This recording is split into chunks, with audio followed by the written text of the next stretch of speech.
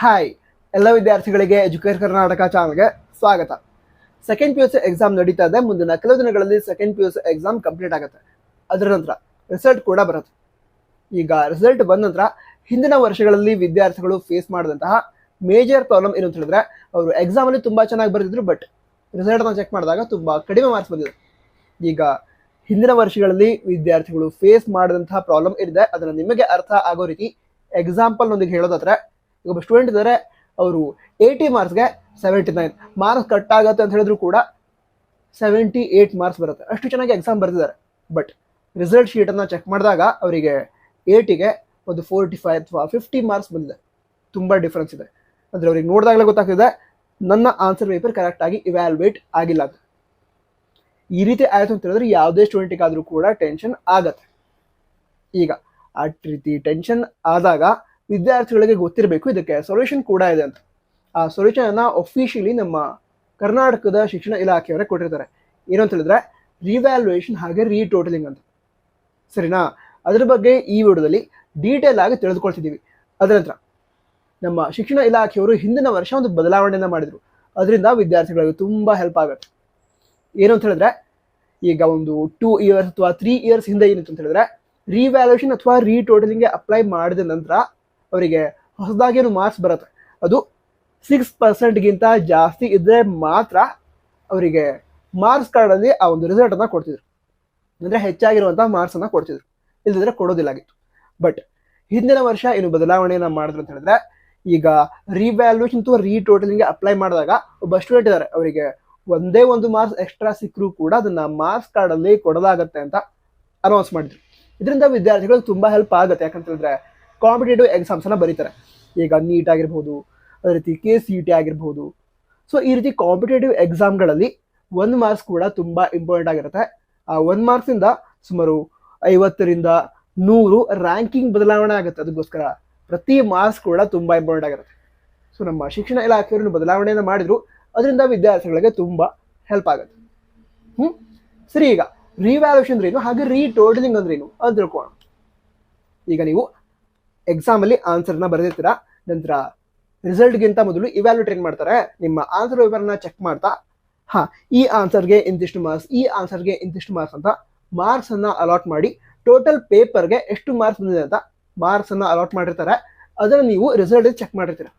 ಅದರ ನಂತರ ನಿಮಗೆ ಗೊತ್ತಾಗುತ್ತೆ ನಾನು ತುಂಬ ಚೆನ್ನಾಗಿ ಬಂದಿದೆ, ಮಾರ್ಕ್ಸ್ ತುಂಬ ಕಡಿಮೆ ಬಂದಿದೆ. ಅದಕ್ಕೋಸ್ಕರ ನಾನೀಗ ರಿವ್ಯಾಲ್ಯೂಯೇಷನ್ಗೆ ಅಪ್ಲೈ ಮಾಡ್ತೀನಿ ಆಗ್ತಿದ್ರೆ, ರಿವ್ಯಾಲ್ಯೂಯೇಷನ್ ಅಂದರೆ ಏನು ಅಂತ ತಿಳ್ಕೊಂಡಿರ್ಬೇಕು.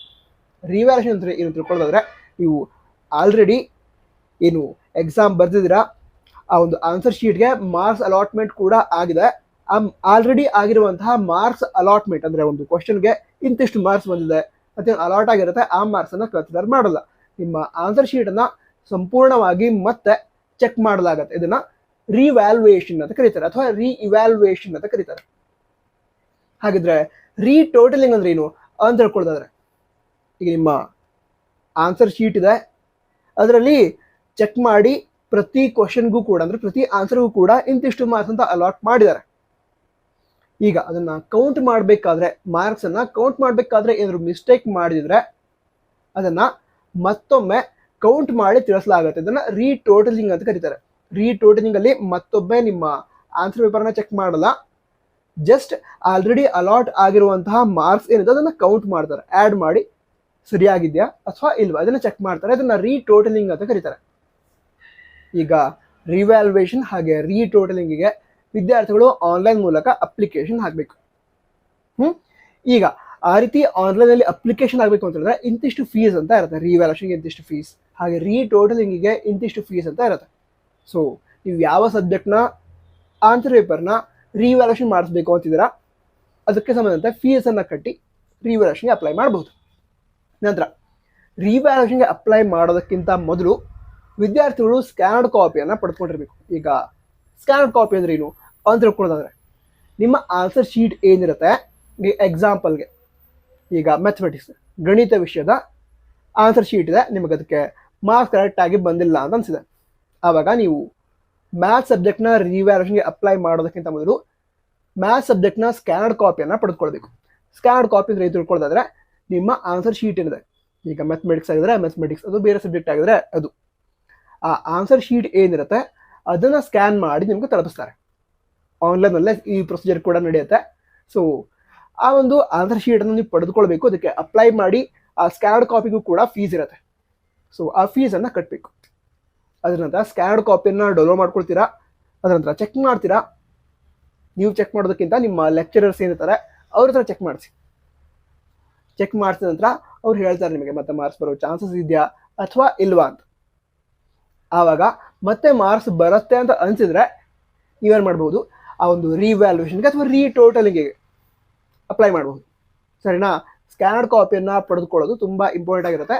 ಸ್ಕ್ಯಾನರ್ಡ್ ಕಾಪಿಯನ್ನು ಪಡೆದುಕೊಂಡ್ರೆ ಮಾತ್ರ ರಿವ್ಯಾಲ್ಯೂಯೇಷನ್ ಅಥವಾ ರೀಟೋಟಲಿಂಗ್ಗೆ ಅಪ್ಲೈ ಮಾಡೋದಕ್ಕೆ ಅವಕಾಶ ಇರೋದು, ಇಲ್ಲದ್ರೆ ಅವಕಾಶ ಇರಲ್ಲ. ನಂತರ ಈ ವಿಷಯವನ್ನು ಈಗ ಹೇಳ್ತಾ ಇರೋದಕ್ಕೆ ಕಾರಣ ಏನು ಅಂತ ಹೇಳಿದ್ರೆ, ತುಂಬ ವಿದ್ಯಾರ್ಥಿಗಳು ಈ ಒಂದು ಪ್ರಾಬ್ಲಮನ್ನು ಫೇಸ್ ಮಾಡ್ತಾರೆ. ಅಂದರೆ ಎಕ್ಸಾಮ್ ತುಂಬ ಚೆನ್ನಾಗಿ ಬರೆದಿದ್ದೆ ಬಟ್ ಮಾರ್ಕ್ಸ್ ಬಂದಿಲ್ಲ, ಇನ್ನೊಂದು ಮಾರ್ಕ್ಸ್ ಬಿದ್ದರೆ ಪಾಸ್ ಆಗಿಬಿಡ್ತಿದ್ದೆ, ಈ ರೀತಿ ಎಲ್ಲ ಅನಿಸ್ತಾ ಇರುತ್ತೆ.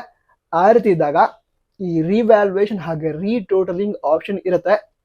ಈ ವಿಷಯ ನಿಮಗೂ ಗೊತ್ತಿದ್ರೆ, ನೀವು ನಿಮ್ಮ ಫ್ರೆಂಡ್ಸ್ ಯಾರಾದರೂ ಈ ರೀತಿ ಪ್ರಾಬ್ಲಮ್ನ ಫೇಸ್ ಮಾಡಿದ್ರೆ ಅಥವಾ ಯಾರಾದರೂ ಈ ಒಂದು ಪ್ರಾಬ್ಲಮನ್ನು ಫೇಸ್ ಮಾಡ್ತಾ ಇದ್ರೆ ಅವರಿಗೆ ಇದಕ್ಕೆ ಸೊಲ್ಯೂಷನ್ ಇದೆ, ಈ ರೀತಿ ಪ್ರೊಸೀಜರ್ ಕೂಡ ಇದೆ ಅಂತ ನೀವು ಅವ್ರಿಗೆ ಹೇಳಿದರೆ ಅವರು ಆ ಪ್ರಾಬ್ಲಮ್ನಿಂದ ಹೊರಗಡೆ ಬರ್ತಾರೆ, ಆ ಟೆನ್ಷನ್ನಿಂದ ಹೊರಗಡೆ ಬರ್ತಾರೆ. ಯಾಕಂತ ಹೇಳಿದ್ರೆ ರಿಸಲ್ಟ್ಗಿಂತ ಮೊದಲು ವಿದ್ಯಾರ್ಥಿಗಳು ತುಂಬ ಟೆನ್ಷನ್ ಇರ್ತಾರೆ. ಅದರ ನಂತರ ರಿಸಲ್ಟ್ ಎಕ್ಸ್ಪೆಕ್ಟೆಡ್ ಬಂದರೆ ಖುಷಿಯಾಗಿರ್ತಾರೆ. ಅಕಸ್ಮಾತಾಗಿ ಎಕ್ಸ್ಪೆಕ್ಟ್ ಮಾಡೋದಕ್ಕಿಂತ ತುಂಬ ಕಡಿಮೆ ಅಂತ ಹೇಳಿದ್ರೆ ಆವಾಗಲೂ ಕೂಡ ತುಂಬ ಟೆನ್ಷನ್ ಆಗಿರುತ್ತೆ. ಆ ಟೈಮಲ್ಲಿ ನೀವು ನಿಮ್ಮ ಫ್ರೆಂಡ್ಸ್ಗೆ ಸಪೋರ್ಟ್ ಆಗಿ ನಿಲ್ಲಬೇಕು. ಆವಾಗ ಅವರೇನಾದ್ರು ಈ ರೀತಿ ಪ್ರಾಬ್ಲಮ್ ಫೇಸ್ ಮಾಡ್ತಾ ಇದ್ರೆ ಅವ್ರಿಗೆ ಹೇಳಿ, ಈ ರೀತಿ ಆಪ್ಷನ್ ಇದೆ, ಟೆನ್ಷನ್ ಮಾಡ್ಕೊಳ್ಳೋದು ಬೇಡ ಅಂತ. ನಂತರ ಬೇರೆ ಏನಾದರೂ ಡೌಟ್ಸ್ ಇದ್ದರೆ ಕಮೆಂಟ್ ಬಾಕ್ಸ್ ತಿಳಿಸಿ. ಎಕ್ಸಾಮ್ ಚೆನ್ನಾಗಾಗಲಿ, ನಂತರ ಮುಂದೆ ರಿಸಲ್ಟ್ ಕೂಡ ಚೆನ್ನಾಗಾಗಲಿ. All the best. ಜೈ ಹಿಂದ್, ವಂದೇ ಮಾತರಂ.